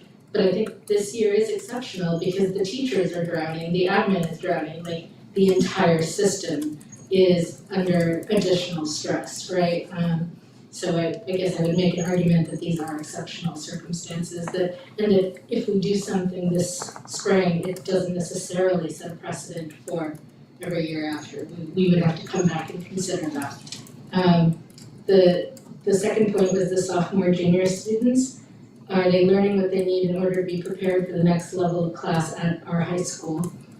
And I think that's the standards, readiness indicator, motivational tool aspect of grading. And so I admit I'm still not thrilled about giving Fs to even those sophomores and juniors, given the pandemic. But as you say, there is some room to make things up, and I can see the argument there. And then what we can actually do if we choose to for our failing seniors. I don't want to lose what Fred suggested about giving the option of letting seniors walk at graduation without actually receiving a diploma if they haven't fulfilled the requirements. I don't know, maybe the school has never done it. I don't know if high schools do that. Colleges do. So I don't know if it's a possibility. We do have some students, mostly students with IEPs, who get a certificate of attendance. I also want to add that under the scope of grading, we realize that we need to revisit grading. And we've not really said that in this room to the point we announced maybe 3 months ago that we will be forming a committee consistent of teachers, parents, administration, and stakeholders to really look at grading practices and what needs to happen as we move forward with grading. What I'm going to say now may not sit well with people in this room, but I feel the need that I have to say this. In this district, I've had my integrity questioned multiple times. There is a statement at graduation that says that every student walking across that stage, I have to certify them that they have met the state requirements. And if we allow students to walk who have not met that, I cannot stand before our community and say that they have met that. That's my integrity speaking. And so if that is the case, so be it. I am not saying to the board that you should not do anything. Our job as administration is to present to you the legal aspect of what is doable, the non-legal pieces that go to that. And I think you all know we have done what we believe is in the best interest of our students. At the end of the day, whatever decision you decide, we will do that. But I can't retire from 44 years and my last statement publicly not be a true statement. And there may be people who question whether or not I've been true or transparent in the 5 years I've been here. but I think people who know me know that my integrity is important to me. And so I would not be able to say that statement, and I have to say to you then, is that fair to those who have met that requirement? I just need to say that. If someone else chooses to make that statement and certify the class, I'm okay with that too. But I cannot. I appreciate that. Yeah, and I honestly don't know what the situation is at colleges, like in terms of whether anyone makes that kind of statement, or I just don't. I mean, I don't. if you waive the credits Yeah. or district credits, and that gives a kid to walk, that's different. Right. But to just walk and say that is just not true. I have to say that. And then, I'm sorry, and then just the two things that we know about waiving the classes, waiving the summer instruction fee, and my last question is it still, I'm sorry, I feel like you answered this, but I'm still confused. Is it possible to convert any remaining senior Fs to no credit, which doesn't fix their graduation issue, but it would look better on a college application, it would not drag down their GPA as much, and I wonder whether that's a reasonable pandemic response. So that was my last question. So I think two answers to that. Is it possible? Yes, but I want to clarify what I said earlier about the FX. Yeah. Right, because, and you highlighted in your question there, the value of the GPA. Mm-hmm. And the purpose of the FX is to avoid exactly what you were illustrating for the government, right? So it takes that F out of the calculation, and the new grade completely replaces it as if the previous one never existed. Okay. But that does assume the student comes back and does the work to fix the grade, right? Absolutely. Right, whereas Absolutely. I think it's a different situation than changing Fs to NCs, in which they then go on and it's just an NC on their transcript, right? You're exactly right about that. So. You're exactly right. Yeah. Can I just clarify, does NC then mean, but that's no credit, so they're still not getting credit, so they still would not graduate? They still would, Yeah. it doesn't fix the graduation problem, but I'm just making sure I understood that correctly. Thank you, Mary. Yeah. It would address that problem for freshman sophomore too. Yeah. Well, and the other piece too is where, I think to Gina's question, it wouldn't fix it if that was a requirement, right? And they were getting no credit, but if it's not a requirement, they can get no credit and still graduate. Yes. What you said is right. So Okay. NC doesn't allow it. Thank you, sir. Yeah. I guess I'm going to say anything else. What you said is exactly right. I have a question now. With the NC, there's a certain number of credits that are required for graduation. Correct. So there's a double-edged sword, that if a person needs 3 credits to graduate, and it's not a required course, and we say we're gonna give you an NC, aren't they still short 3 credits to graduate? There are two ways. I didn't explain this before, your question gets right at it. There are 2 ways that it matters. There's the overall credits you need to graduate, which is a number, right? A maximum number that you have to, or I should say a minimum number that you have to hit. And then there is each required course that you have to hit. So in the 3-class scenario that you're talking about, if you need all 3 to hit the minimum, then regardless of what they are, you gotta pass all those 3. It's possible that 2 of those 3 are specifically listed as required courses. Another one could just be an at-large elective to get you to that total. So yes, that's the discrepancy. And just to clarify, so I'm really, that question was not about the graduation stuff, it's because it matters for JPA. To give an example, like fall quarter freshman year, I flunked calculus. If I realized I was flunking, I should have withdrawn earlier, right? And then I wouldn't have had the F on my transcript, and my overall GPA would have been higher, and I would have had a better shot at grad school, so I applied, right? And so it's separate from the graduation question. It's just a question of looking at the Fs. Do we want to consider changing them to NC? Yes. And is that beneficial then for underclassmen? Is it official for underclassmen? Is it beneficial? Oh, beneficial, I'm sorry. Beneficial then for underclassmen?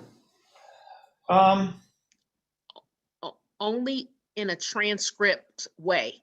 if I am a sophomore, freshman, I'm taking a lot of classes that are required. I'd still have to take them again, but you would be sheltering my transcript, Yeah, that's right. GPA wise. Yeah, credit, that's a difference, right? The NC takes care of the moment. The Yes. credits take care of it before it even starts the moment, yeah. Yeah, a quick question, when talking about waiving, our district required courses, if we were to look at these 29, Yeah. can we do that on an individual basis for a group of students, or do we have to do it globally for all students? That is a question that we examined last year, almost exactly 12 months ago. And the answer is it's possible to do it for, well, what we concluded at that point is what I can share out, that it was possible to do for a group, meaning a graduating class, right? Not a subgroup of that class, but for that graduating class, and that would not necessarily have any bearing on any other any other classes of students 9 through 11, okay? And then I wanted to make a comment, that the pandemic has had a tremendous effect on everyone. I know I have suffered myself. I am a salesperson, and my thing is to go out and meet people, all right, and go see customers and service my customers. And I've had to do that over Zoom for a year, and I feel the stress and strain. A little different, I know, from other people. But what I'm saying is there's a continuum or gradient of trauma and anxiety, or however the effect is. So one of my concerns is that, yes, I know the pandemic has disproportionately affected, all right, and along with, some of the racial violence has disproportionately affected our Black and brown students. But it also has affected other students, and it may have affected some of those minority students who are not necessarily failing. Okay, so an A student may be getting a C, all right, and not failing. So I just wanted to make that comment that, in talking about this NC, all right, and talking about grace periods and credit recovery and summer school and all this kind of thing, that, there are other students that have suffered deficiencies as well. I think all of our students, now, yes, I think it was Linda who said that some students learn in a remote environment, they thrive, and they're doing well. And I get that, but I just want to make sure that we all keep in mind that there has been some effect, on all students as well. And I think that, especially as we start to talk about what kind of remediations are available to our 9 to 11 students, okay, that we really need to keep that in mind as well.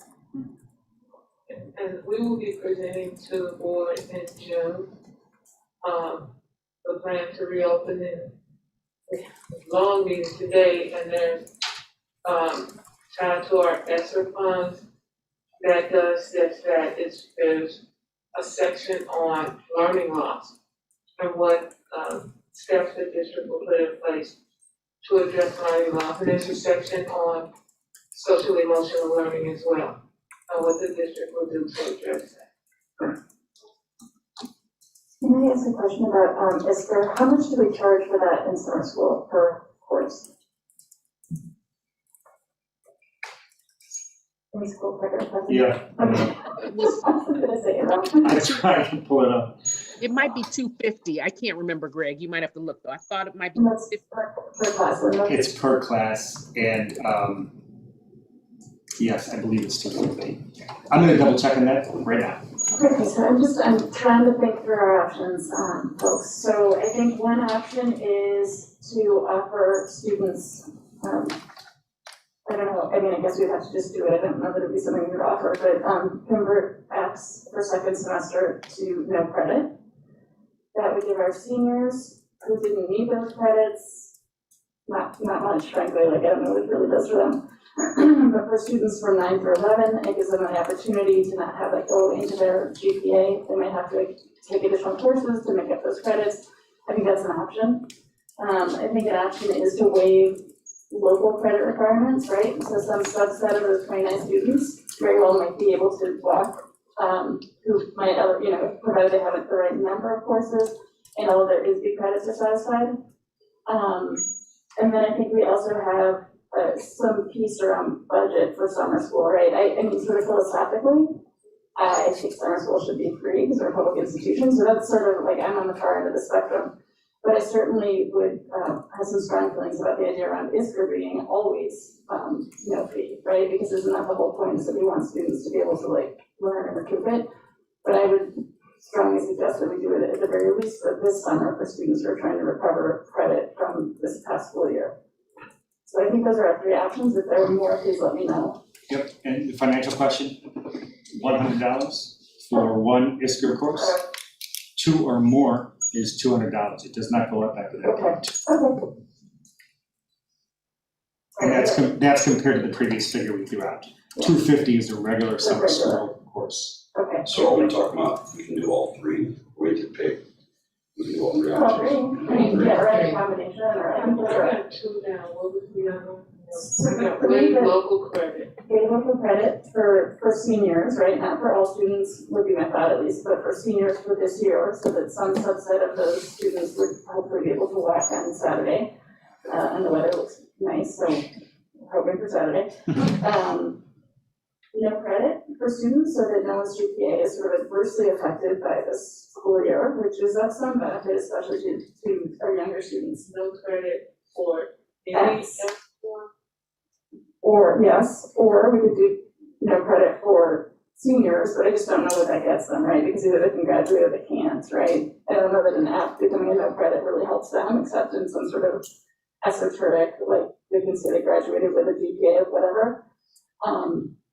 So anyway, and then the fees around summer school. So I think that those are sort of the permutations that we have. If others have additional ones that they wanna, that I have not enumerated or. I have a question, those no credit piece. Is it possible for us to find out how many? Absolutely. We could have it by this time tomorrow, easily. We just have to track it. But I don't have it right now, I can't get it. This is the question I want to clarify. When you say no credit, and I said no credit for any, my question is that no credit for any student in the district or the F or just seniors? Because I think you're talking seniors, right? I'm actually talking the whole, The grades for the other students, their last day is Thursday. so you don't have those. We won't have the grades for the freshman, sophomore, and juniors. Friday is when those post. By the end of the day Friday, that's right. So we don't have that yet to know. To know our number. Yeah, and those teachers are gonna need that time, you know, no doubt. Yeah, and that's where we have a luxury of time. So this is for, I just want to make sure I'm capturing. You were proposing no credit for any student who receives an F, second semester only. I mean, that's, I think for the board, I don't know. I personally don't want to see our students penalized for something that's like so out of their control, right? I mean, nobody brought this on us. So I would love to see a way that we can have students not be penalized for this year that's been difficult. And also encourage students to continue the learning, right? Because that is what matters in terms of an education. So that the no credit sort of gives them extra incentive, I think, maybe it's just psychological, to take the course or to complete the course so that they get that NC off and they can actually replace it with a letter grade. So I don't know, that's sort of where I'm thinking. I kind of want to hold harmless somehow measure for our students insofar as we can for this year. I agree, Sarah, and I like that idea of the whole year. And just, I know what that does for FTEs though too, right? So there's like a whole operational piece that's, I obviously can't What would factor in. be the consequences for administrative aspects? I don't A know. whole lot of people are taking calculus probably, I don't know. Just one remark, NC grades don't get replaced on the transcript. So they are not against the GPA, but they stay there for good. They don't get FX'd. Would that be the FX grade? The FX Correct, but grade? an FX comes from leaving the F there and it turns to an FX when it's retaken. If you do an NC, it just stays NC and it'll always be on the transcript as just taken one time and no credit was offered. But to clarify, neither the NC nor the FX is calculated in the GPA. That might be clear, but it's worth saying. And also, neither, unless they retake the course, they're not going to get that credit that's required either, that is correct. Correct. Either one of those. Correct. Correct. Yeah, the credit, no credit means you didn't get credit for that class. Right. That's when you took it. It doesn't mean that credit is waived for you. Yes, right. Correct, correct. And are we saying NC for just the ones we can waive, or are we saying NC for Fs across the board? That's what I was asking. Yeah. I would do it across the board. Is that what you're saying? Well, no, do you mean, to Ms. Parker's question, do you mean NCs for across the board that we cannot waive can we NC the ISB requirements? We cannot, can we? I don't think so. That's why I was asking. I don't think we can do. So you're asking about the ones we can NC for the local? I thought. You know what, actually, right there, let me clarify that. So think of, and the earlier conversation, the discrepancy between, or the distinction between what a credit is versus a grade. NC, consider that as a grade, okay? That just means that, you're giving this NC for your grade, rather than an A, B, C, or D, which means you passed the class with various levels of proficiency. The NC simply means you took the course, you did not get credit for it, period. All right? But that could happen, an NC could be on a kid's transcript for any graduation requirements, regardless of whether it comes from the state board, regardless of whether it's our local one, has nothing to do with it because that's a grade. All right? They Now, have to take it over. yeah, so does that help you? Because the first, Yes. yeah, okay. So then we could potentially make it, can we do this? I thought we said we couldn't do this. If you do an NC, what grade is that? If you do it, so if this is the required course for graduation. Right.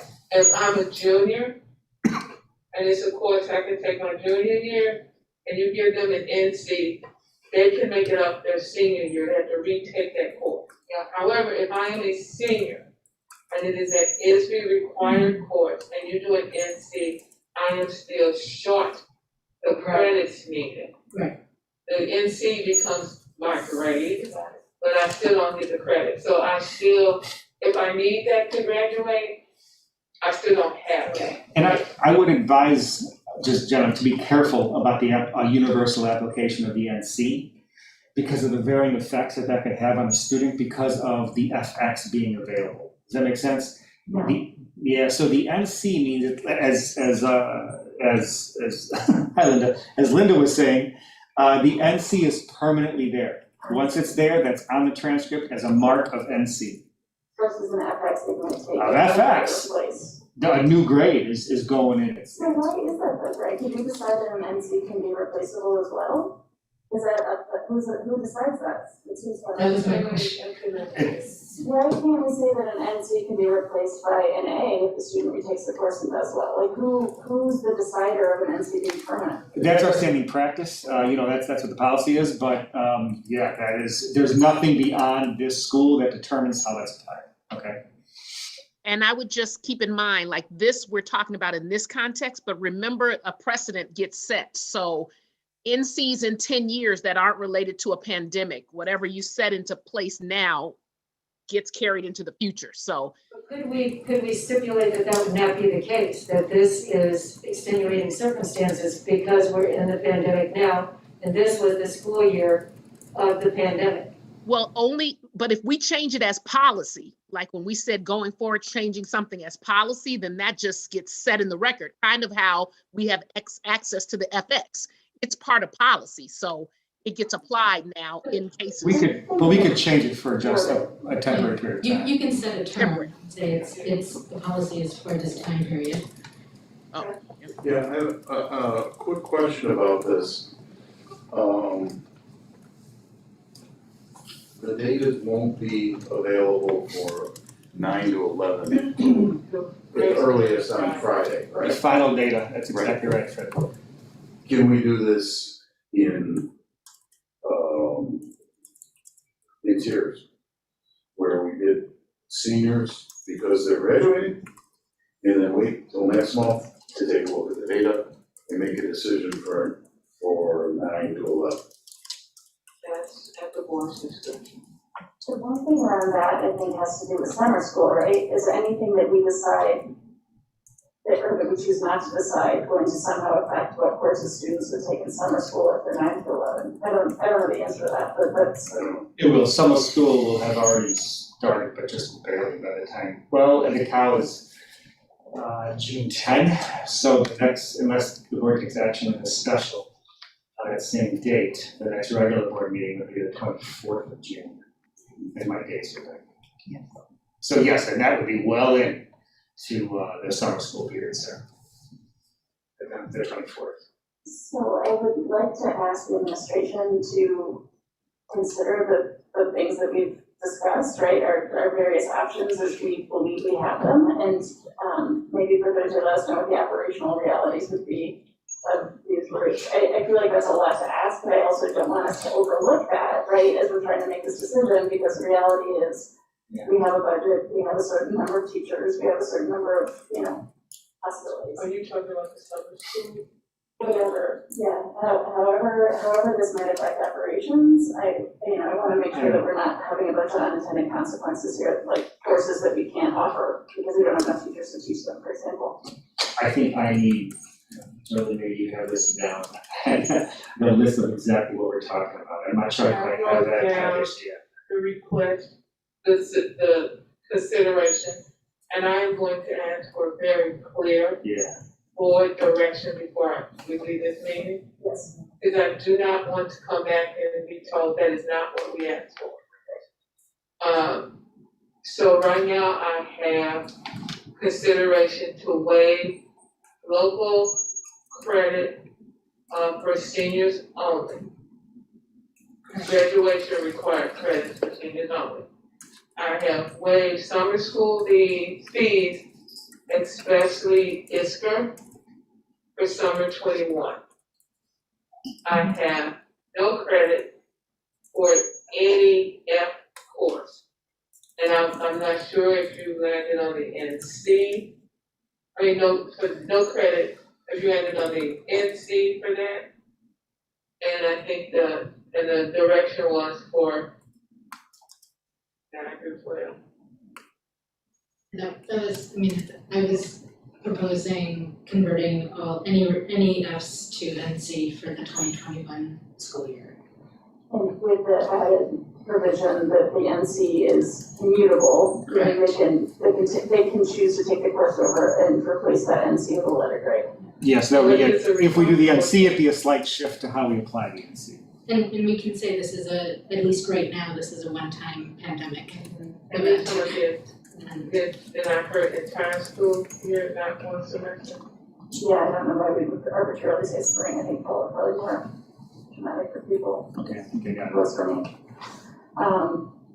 Right, and Sarah, as far as the budgetary impact goes of waiving summer school fees, that's a one-time cost. It shouldn't be an outrageous cost. If there's anything we could use fund balance for as a one-time basis in response to the pandemic, it's waiving the coursework fees for this summer.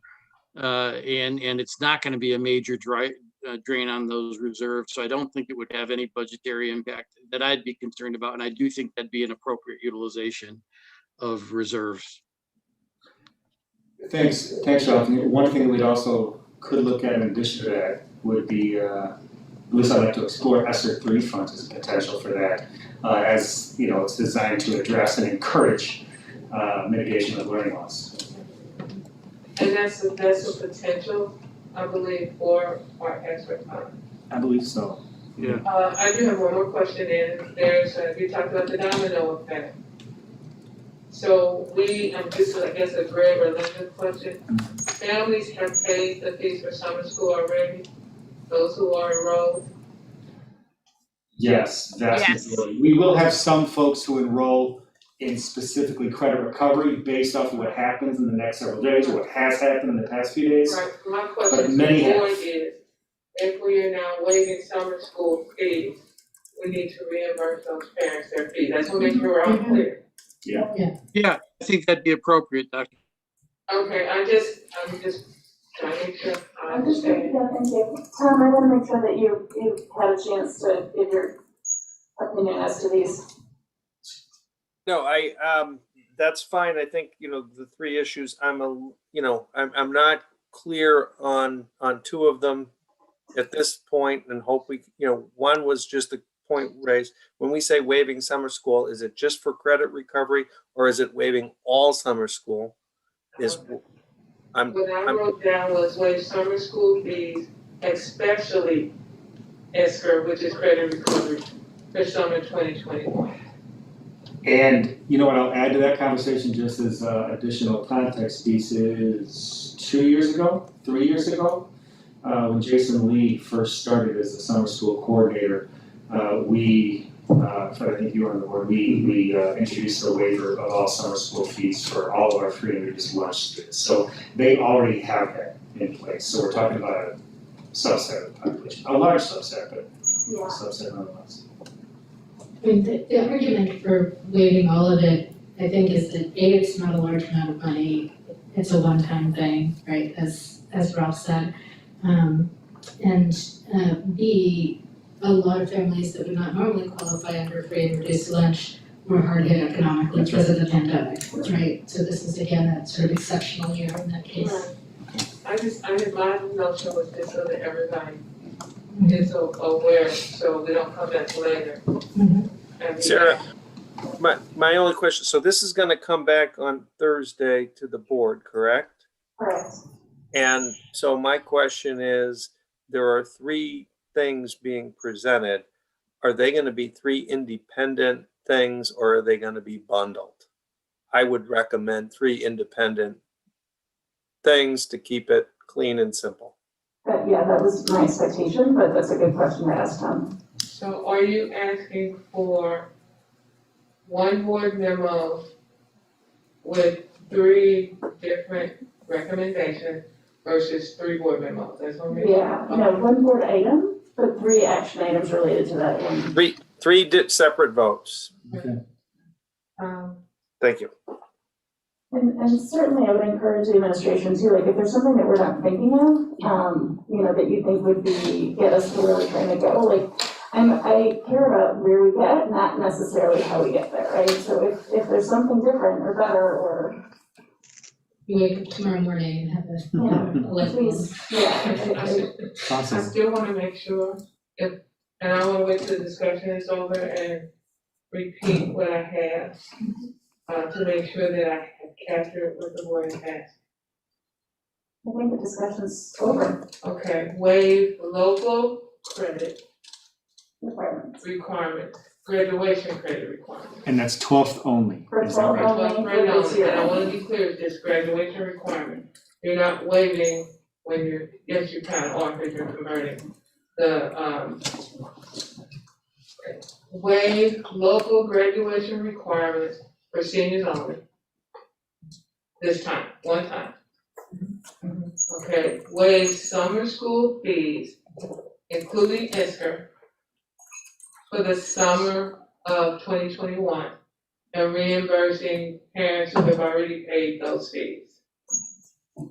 The other one is to convert any F to an NC for the entire 2021 school year for grades 9 through 12. Okay, I got that. And as I said, we will abide by the board's wishes. I need to say that the board needs to be aware that you are now overriding teacher grades. Exactly. I just wanna make sure that you know that as well, that you are overriding the grades that they're gonna put in the system. I think we'd want to know also the faculty senate's position on that.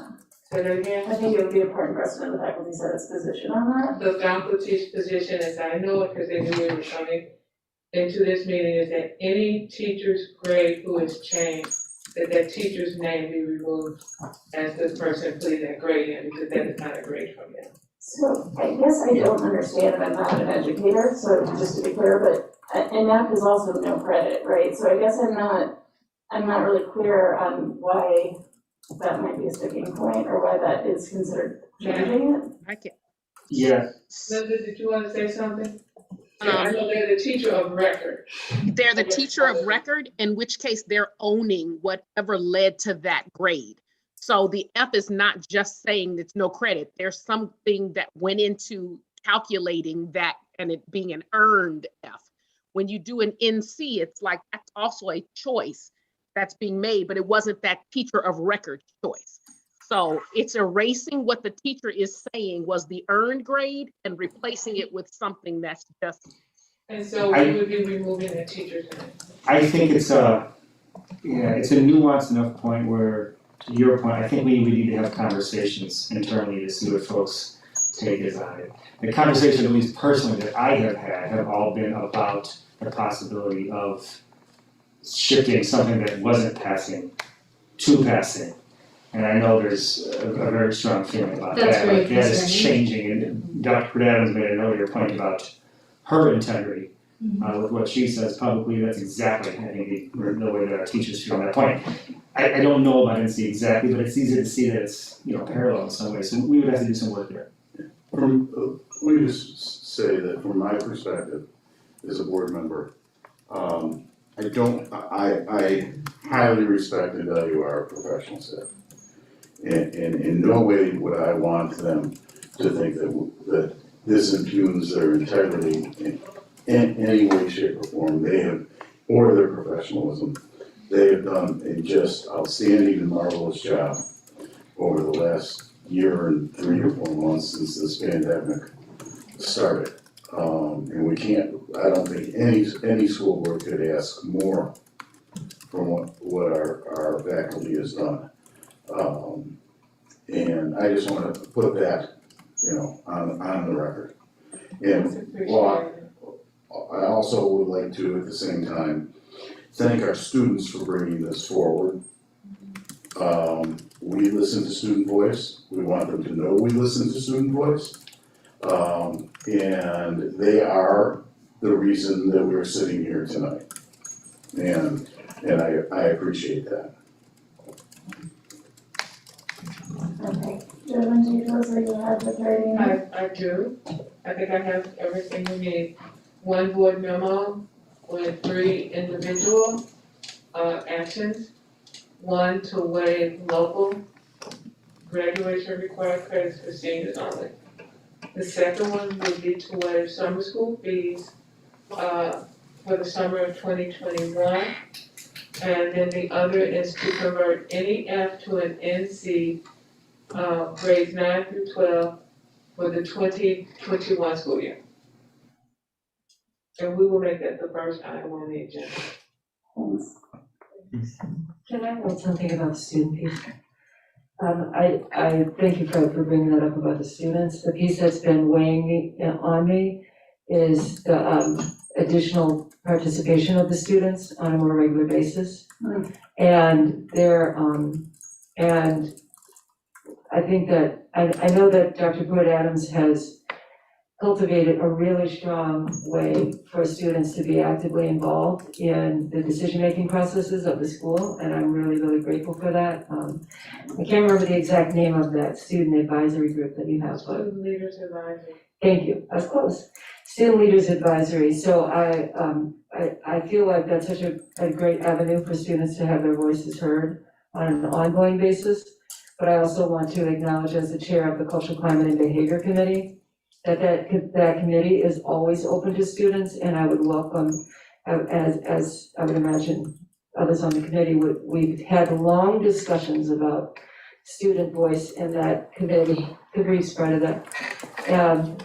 And we would invite them to be part of this process with us earlier on in the year, beginning, when the committee begins. And so I just say that because we have an opportunity frequently to address something as it hits when is in a reactionary way. But I know that the district has been doing so much work and the administration has been doing so much work around becoming restorative and being proactive. And one of those proactive measures is really, I know that we have extended the invitation before, but I would like to extend it again publicly for Royal to join us in CCB and be a contributing member of that group throughout the year, from the beginning of the year and on, because as Fred said, the voices are very welcomed and needed and appreciated. Yeah, thank you, Gina, for that. All right. I think we still have a closed session item. So Linda and Lori, I want to thank you because I know how much time and energy you put into this, as well as Greg and Dr. Fred Adams. So thank you to you guys all for pivoting and really working hard to get us all the information that you were going to be asking for. So I appreciate that. All right. Let me get back to my agenda. So we do have a closed session item to discuss this evening.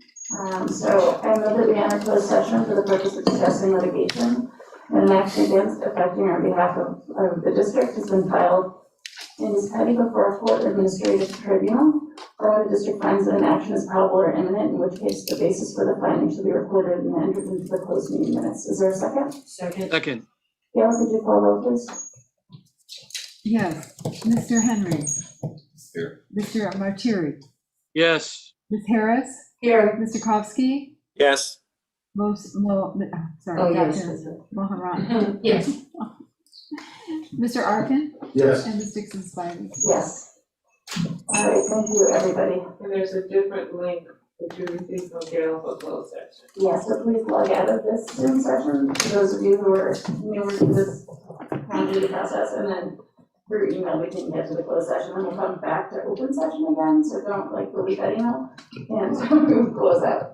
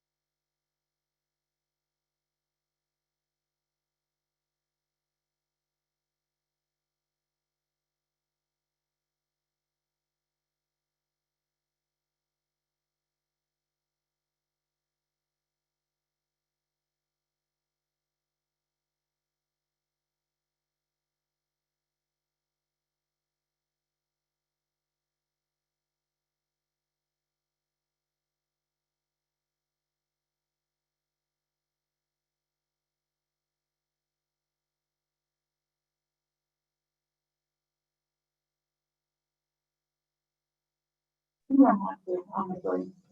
No.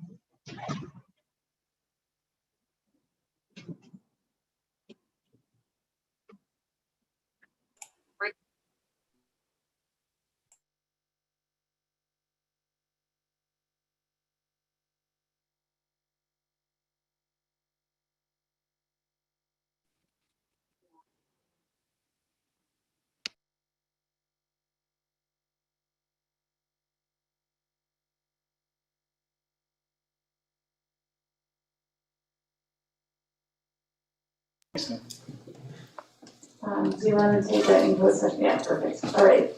Thanks, everyone. I just want to thank you all for your time and energy this evening, the administration, but also the board. I know this was very short notice. So I move adjourn. All in favor? Aye. Aye. All right, everyone. Thank you so much. I'll see you tomorrow night. Aye. Okay.